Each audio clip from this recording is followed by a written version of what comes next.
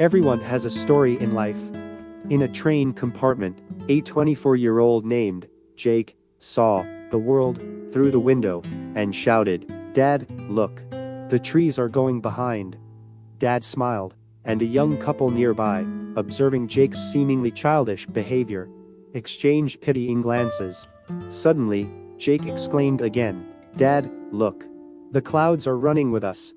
Unable to resist, the couple said to the old man, "Why don't you take your son to a good doctor?" The old man smiled and replied, "I did, and we are just coming from the hospital. My son was blind from birth, he just got his eyes today." Every single person on the planet has a story. Don't judge people before you truly know them. The truth might surprise you. Shake off your problems. In a village, a man named Tom faced a challenge when his favorite horse fell into a deep well. Unable to pull it out, he decided to bury it alive. Soil was poured onto the horse from above.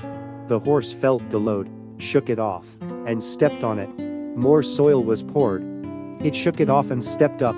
The more the load was poured, the higher it rose. By noon, the horse was grazing in green pastures. After much shaking off and stepping up, one will defiantly rise from problems. The elephant rope. As Mark was passing by elephants, he suddenly stopped, confused by the fact that these huge creatures were being held by only a small rope, tied to their front leg. No chains, no cages.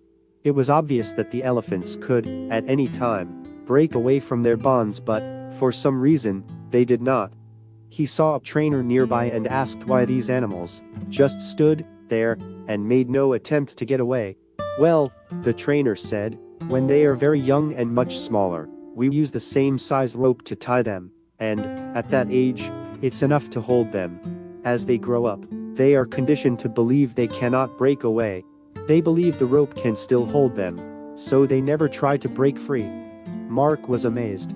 These animals could at any time break free from their bonds, but because they believed they couldn't, they were stuck right where they were.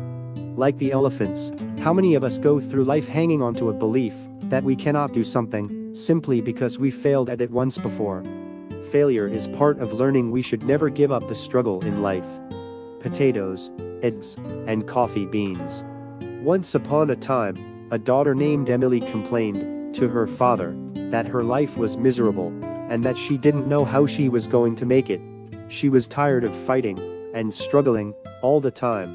It seemed just as one problem was solved, another one soon followed. Her father, a chef named Robert, took her to the kitchen. He filled 3 pots with water and placed each on a high fire.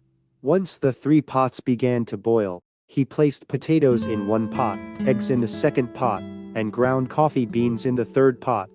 He then let them sit and boil, without saying a word to his daughter. Emily moaned and impatiently waited, wondering what he was doing. After 20 minutes, he turned off the burners. He took the potatoes out of the pot and placed them in a bowl. He pulled the eggs out and placed them in a bowl. He then ladled the coffee out and placed it in a cup. Turning to her, he asked, "Daughter, what do you see?" "Potatoes, eggs, and coffee," she hastily replied. "Look closer," he said, and touched the potatoes. She did and noted that they were soft. He then asked her to take an egg and break it. After pulling off the shell, she observed the hard-boiled egg.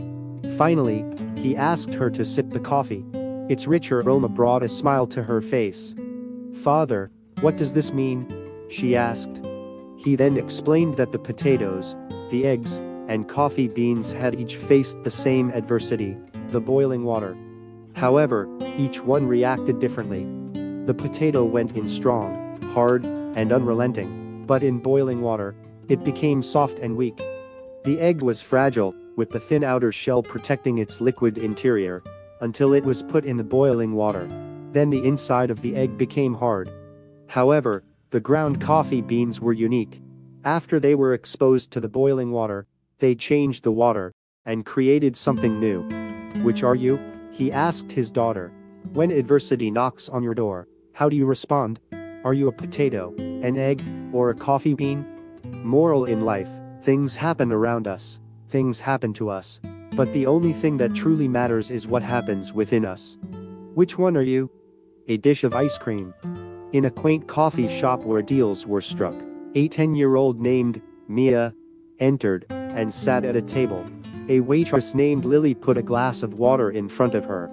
"How much is an ice cream sundae?" 50 cents, replied Lily. The little girl pulled her hand out of her pocket and studied a number of coins in it. "How much is a dish of plain ice cream?" she inquired. Some people were now waiting for a table, and Lily was a bit impatient. 35 cents, she said brusquely. The little girl again counted the coins. "I'll have the plain ice cream," she said. Lily brought the ice cream, put the bill on the table, and walked away. Mia finished the ice cream, paid the cashier, and departed. When Lily came back, she began wiping down the table, and then swallowed hard at what she saw.